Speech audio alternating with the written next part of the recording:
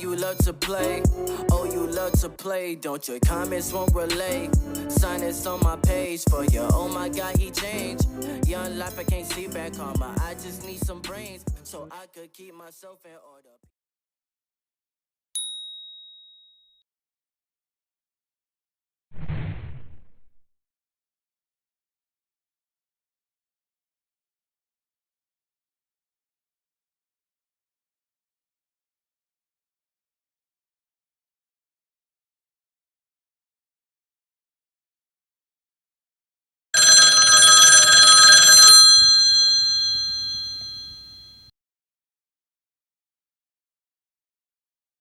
He got problems, she got problems, only I got 411 problems. Hey, hi, what's up, y'all? It's time for another story time. Yep, the motorcycle cleanup. Okay, so I don't know if you guys remember. I can't even tell you what story time it was in. I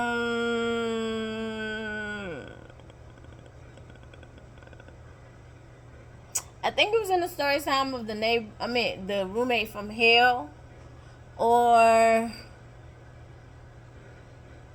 the Tyler the Villain story. Unsure. Anyway, or maybe I don't know. I don't know where the story was, but where is that in one of the stories? But anyway, this is you know how when you're in a neighborhood and it's not too ghetto, but it's a little bougie. Like it's a balance. There's a balance. We got a little ghetto and we got a little bougie, right? So remember I was telling you in a story, and I don't remember what story it's in, but Ty had locked himself out of the house, right? And my neighbor, his nickname was Monster. And I was like, he took a liking to Ty, and he was like, yo, like, you good, you covered, ain't nobody gonna mess with you. Like, I see you working, I see you doing your thing. Like, if your son need anything, he just come knock on my door. Like, literally, that's how I was introduced to him. He was like a monster. Like, literally, when I got home, Ty was in their house. He already had dinner. Like, he literally broke it down, real talk, because he was like, I wasn't gonna let him sit outside at the door because, again, Ty had forgot his key, but it was cold, and he was like, it's cold outside. And he was like, so you doing your thing, and if you need me, like, just let me know. He was like you good on here, you got monster protection. I didn't know what monster protection meant, right? Because I'm the type of person where it's like I just stay to myself and mind my business, and my business is minding me. So I didn't know the extent of my monster protection until this specific day. Okay, so it's summertime, and with summertime, it's ATVs, motorcycles. I don't know what you call the three wheels and something else, and like the four wheelers. Basically, all that stuff is out. We outside. All that stuff is out. Everybody is out having a good time. Cookouts, alcohol, all that in this area. And the kids went to this one specific neighborhood pool, right? All the kids in the neighborhood. If there was three, like my condos, they were 3 sets. Me and Ty lived in the first set of condos along with Monster. So it was 3 sets of condos, and all those condos, of course, had multiple kids. All those kids would go down the street to an apartment complex and go be in a pool. I don't know why they chose that pool, but that's what they did. So kids are at the pool, kids are running around on the playground, cookouts, different places. You can smell the charcoal and the pork ribs and the baked beans in the air. You can hear music playing when people riding by in their cars. Just a vibe, right? So I most of the time stayed in the house because I'm the breadwinner of my family, so my budget was thin. So my rent paid, my car payment paid, car insurance, all utilities, all that stuff is paid, and I got, like, I would say $100 and I'm pushing it at the most to last me to the next paycheck, I don't really do nothing. I'm staying in the house. So if I'm not going to like a kickback around the neighborhood, I'm not doing too much. So most of the time I'm in the house. So I can look, the way my bed was set up, as I said in the story time, you're useless. The way how I had my bed set up this particular time, because I moved around my furniture all the time. If I felt like I needed to change, baby, we gonna feng shui it. Quick, fast, and hurry. We're gonna feng shui it.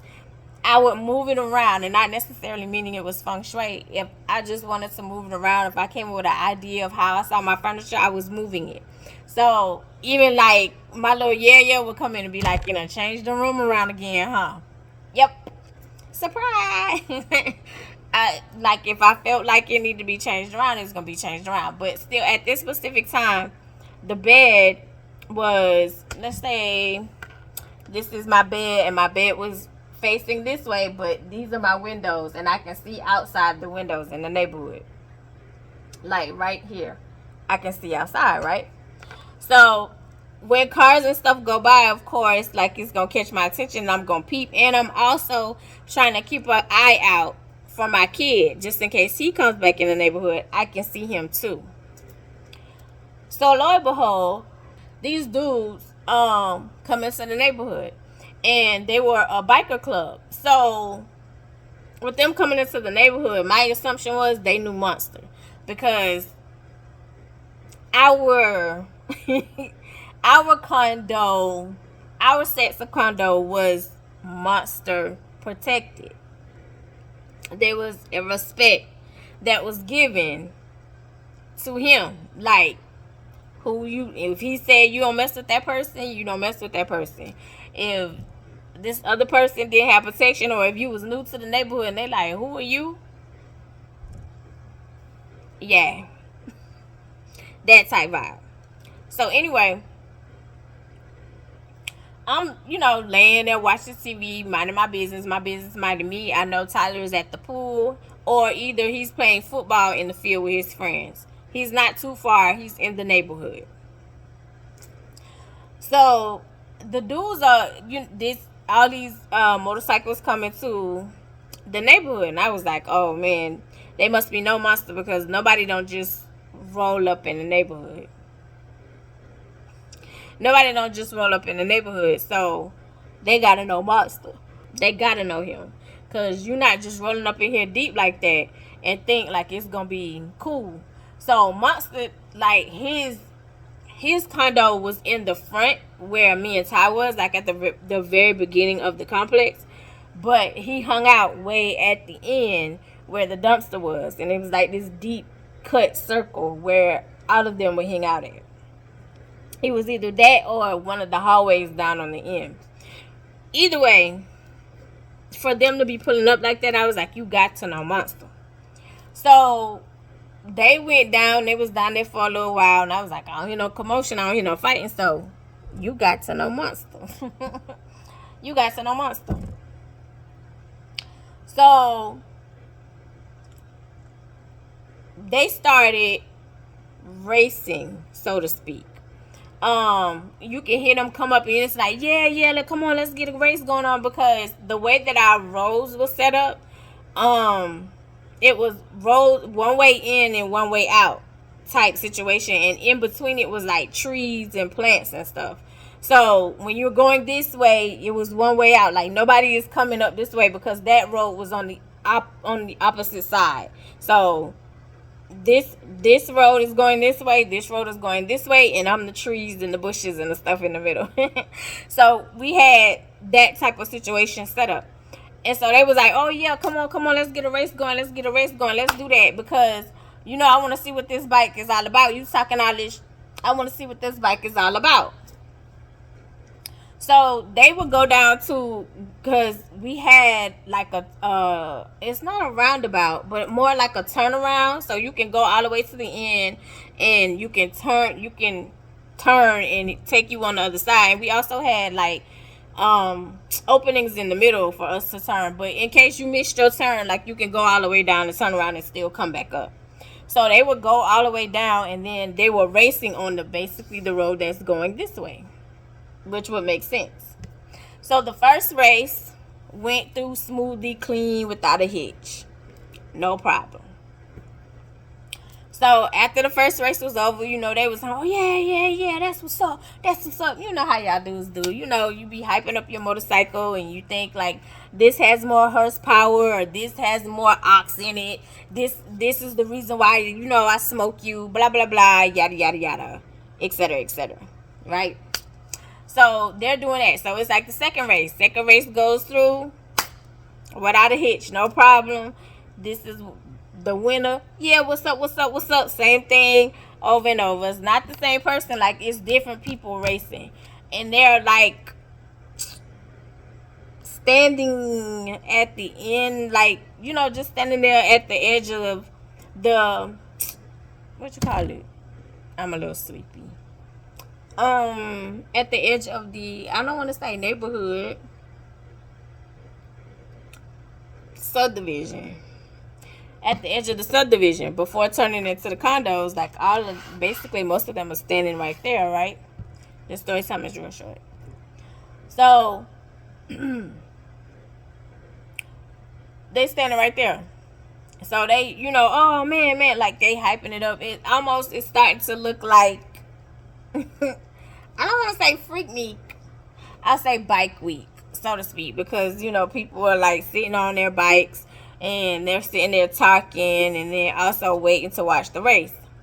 So they was like, all right, one more race. We in the clear, one more race. It's the last one. Now, mind you, I don't know if they was paying for money, playing, racing for money or not. I don't know. I didn't see any money exchanged with the first and second one, but I wasn't really watching, but I kind of was watching, especially if you hear the motorcycles, because I had my window up. So most of the time I didn't turn on my air until nighttime. I'm still like that.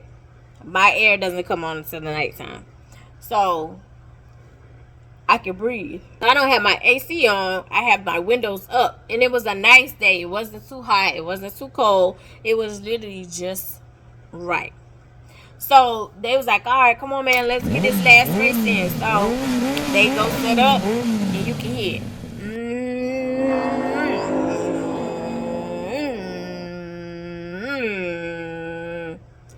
And then all you hear is skirt.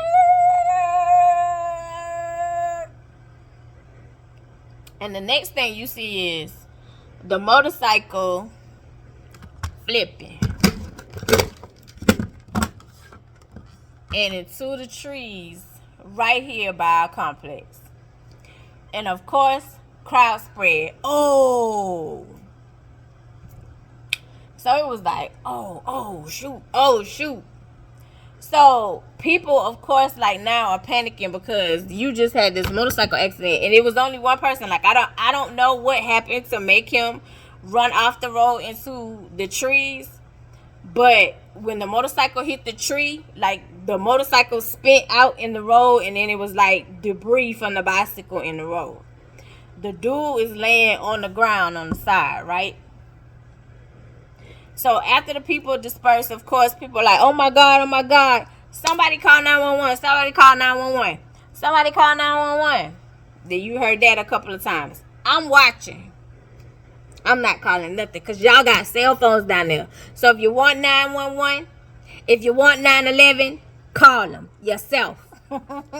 I'm not calling nobody. So Monster was like, hey, everybody calm down. We can't have, don't nobody call 911. I repeat, don't nobody call 911. And I was like, what the? Because dude is laying on the ground. What you mean don't call 911? Now, mind you, I'm not even going to front. The hospital, one of the hospital for us was literally right around the corner, up the street. Not even 2 miles. Real talk.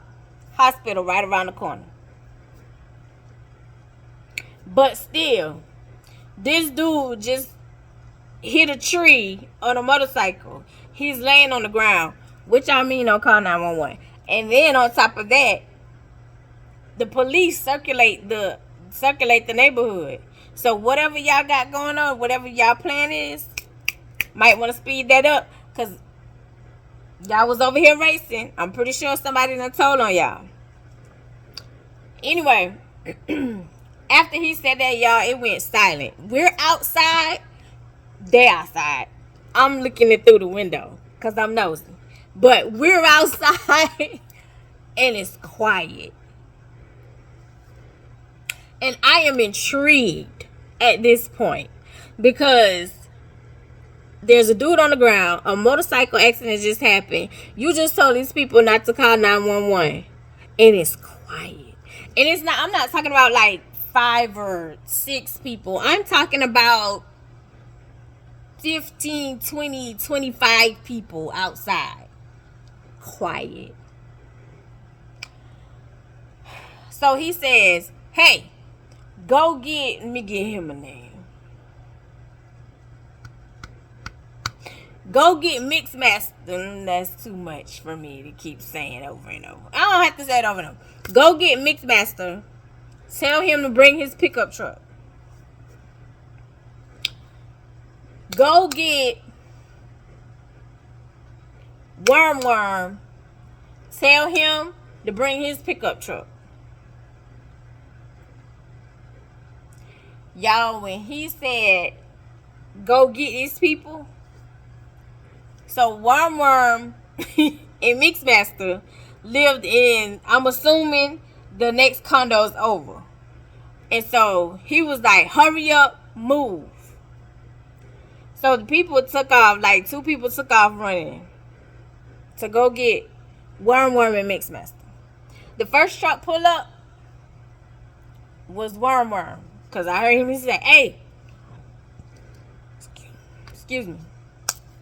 Homie right here, need to go to the hospital. Put him in the back of your truck. Take him to the hospital. Tell them, you know, when y'all get there, tell him he fell. He was playing around and he fell. Playing around. He fell. Okay, all right. I was like, he fell? You couldn't come up with nothing better than that. He fell? Huh? Tell him he fell. Y'all, they picked the man up. He had 1 person on this side, 1 person on this side, 1 person on this side, 1 person on this side. They lifted that man up, put him in the back of the pickup truck. The pickup truck, Worm, took off, went to the hospital. The bike is still there with all the stuff around the bike, right? So he said, hey, where's Mixmaster at? Mixmaster took a little minute, but he pulled up. Y'all, all the dudes started cleaning up the bike. The debris, the stuff in the road, they putting all that in the back of Mixmaster truck. Hey, take that to such and such shop and tell him I'm going to call him in about 20-25 minutes. Mixmaster pull off. He walked over to the area where the stuff was, moved the stuff around by the tree where the motorcycle had hit, moved that stuff around, looked around. He was like, all right, if the police come over here, don't nobody know nothing. We don't know what they talking about. Nobody was racing. We don't know nothing. As far as y'all know, what just happened never happened. When I tell y'all, he had that stuff cleaned up, the bicycle, the patient to the hospital, quicker than the actual paramedics. The paramedics and the cops, nothing on Monster. Nothing on Monster. The way he cleaned up that situation, y'all, I was like, yo. Like, most of the time, like, you don't know how much power a person have until you actually see it in action. Yo. Huh? Cleaned it up. When you walk back there, if you didn't see it, you would have never known there was even an accident. Never known.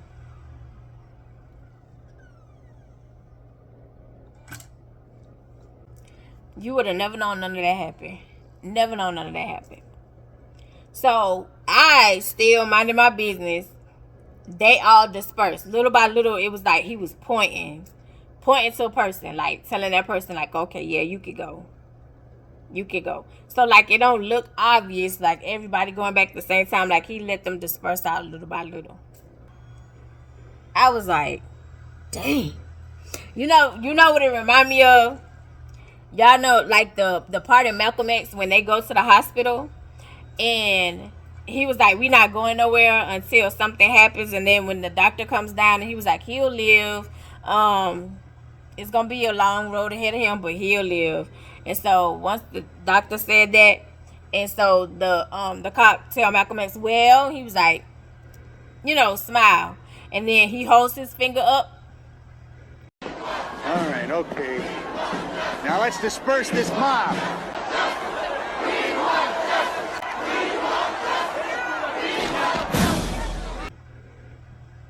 And everybody move in unison. That's too much power for one man to have. Baby, I promise you, Monster was the ghetto Malcolm X. He was the ghetto Malcolm X. The way he commanded and moved them people to clean up that accident, I promise you, you would have never known the accident was there. You had to be there to see it.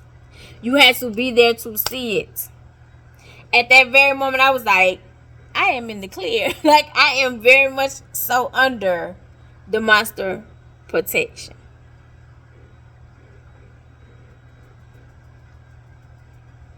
I appreciate it.